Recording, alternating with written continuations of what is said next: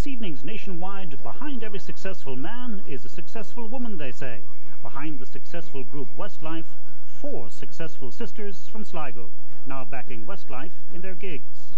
Perhaps our best-known city, it's TV's Fair City. We go backstage to see it in production. And some of our celebrities tell us of their favourite paintings at the National Gallery as it celebrates its 150th birthday. Great to see talented young people succeed like that. Well, now we're moving on to the world of television and to one of the most popular programmes in the country, because 4 nights a week, 500,000 of us sit down to watch it. We're talking, of course, about Fair City, and recently we went backstage, so to speak, onto the set with the cameras to see the action and to meet some of the people, meet some of the characters of Carrickstown.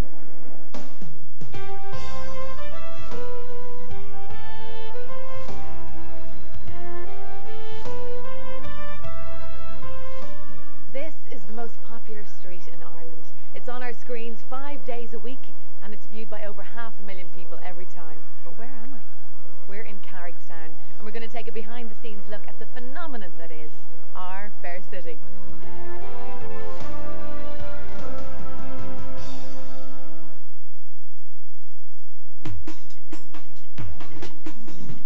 Now in its 15th year, this fictional North Dublin suburb simply keeps growing. Its first ever episode in 1989 hit the 1 million viewer mark, and over a dozen episodes since then have hit that magic million.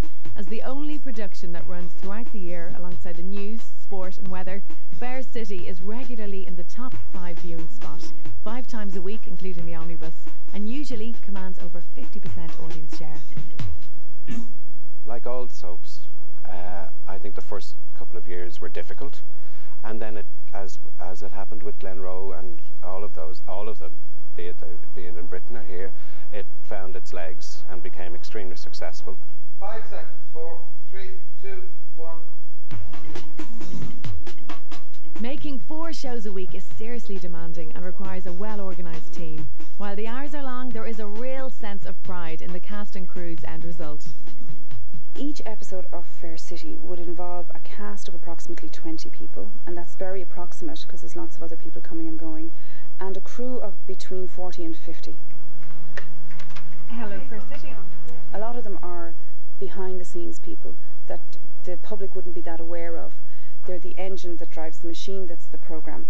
And what they are the story team that are beavering away in the background, coming up with new story ideas 3 to 4 months in advance.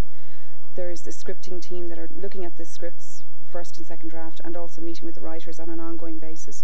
It is a very finely tuned operation that involves a huge number of people. We start at 7 in the morning and we finish at 7 in the evening, and makeup calls start at 7:20, and we do the volume of the main makeups in the morning and then changes throughout the day, and depending on how busy the day is and continuity notes and etc. We are recording very quietly. The men wear very little makeup. They basically just have a skim of powder, or if they've any blemishes or anything, basically they just have powder just to take down the shine. They get away easily. I think of all of the groups that work on this show, be it writers, all the people behind the cameras, etc., the hardest working group have to be the actors, because over a series of weeks it can be a particular storyline that may involve 2 or 3 characters for as long as an 8-week run. So if you've got a major storyline running, it means you're going to be in here 5-6 days a week, every week for the duration of that storyline, which is no easy task, to be honest, because 4 episodes a week is hard work.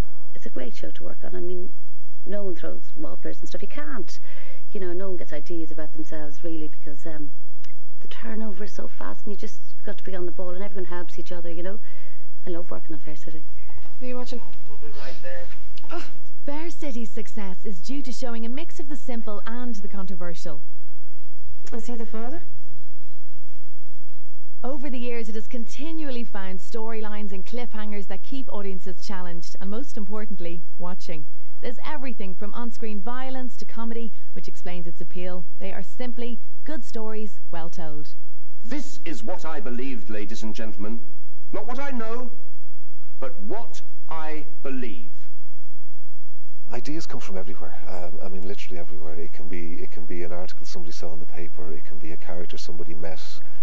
Suggestions come from the writing team. They come from the actors. They come from the directors. They can come from letters people write in. The best stories and the stories that really last are the stories that actually come from the characters. If it's any of your business. Good. What Stuart Dunn did with that Billy Meehan character was fantastic, and I think it did go to another level of interest from the audience, and I don't think we've ever dropped from that. And I think all good storylines do continue on, and they grow. The next story comes organically.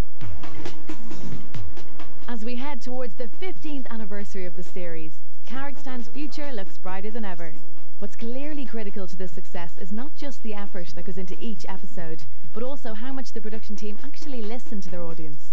For me, the bottom line is the audience, and I think it's vital that we never assume anything but the highest standard from our audience. I mean, the amount of letters or emails that come in about stories or characters and or the actor is enormous. As long as the nation are interested and keen to watch the show and watch the storylines of all the characters, then the show will be there to tell those stories to them. As long as they keep watching, we'll be here.